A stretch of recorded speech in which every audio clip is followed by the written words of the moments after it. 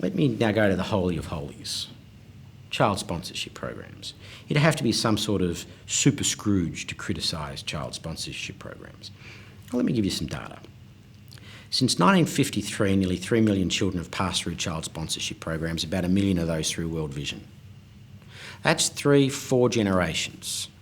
What is the objective of a child sponsorship program? Surely it is to bring a child out of poverty. Now, they'll tell you, oh, well, we work with communities and stuff like that. I said, well, if your objective is to bring a community out of poverty, have a community sponsorship program. But if you're marketing it as a child sponsorship program, I want to know not how many schools you've built or how many teachers you've hired or how many wells you've dug, how many children have you pulled out of poverty? Now, this is where ruthless accountability from the private sector can really help the non-for-profit world. Let me give you an analogy. Rio Tinto, developing a copper mine in the South Gobi Desert of Mongolia. If you turned up as an investor and said to Rio Tinto, how much copper are you producing? And they said, we have dug a really big hole. Okay, that's nice, but how much copper have you produced? We bought a lot of yellow trucks. That's really nice, but how much copper have you produced?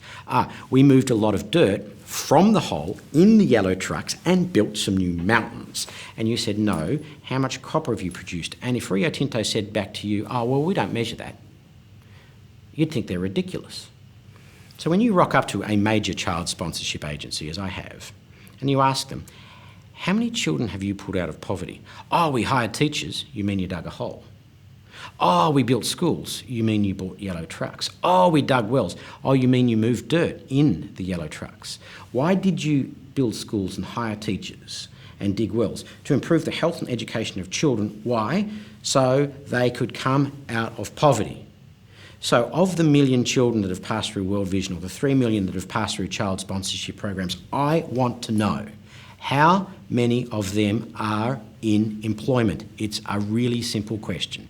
And when you go to the child sponsorship agencies, most of them will say, we don't measure that. Who are they betraying? Maybe it's successful, maybe it's not. The fact is they can't measure it. And when I say, or don't measure it, and when I raise this, people say, Andrew, you're talking about people. You're too focused on money. This is not about money, this is about people. And my response is, because it's about people, we have to be even more ruthless on money. If I use $100 to bring 10 children out of poverty and I get a 10% efficiency gain, I don't now spend $90 to bring 10 children out of poverty. I still spend $100, but I get 11 children out of poverty, not 10.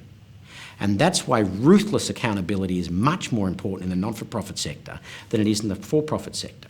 But when the non-for-profit sector doesn't do it and they don't hold themselves to account, and you see so much money going on wasted projects or programs that no one really properly evaluates, are they really the good guys? Really? I mean, for so long, we've let people get away with the fact that, I'm a well-motivated amateur. I'm trying to do good. Listen, I don't care if you're trying to. I want to know if you actually have. I want to know if you actually have, because I do care about bringing the world out of poverty. So are the good guys always so good? No. Some of them are. Some of them are not. And we need much more transparency on how we measure it.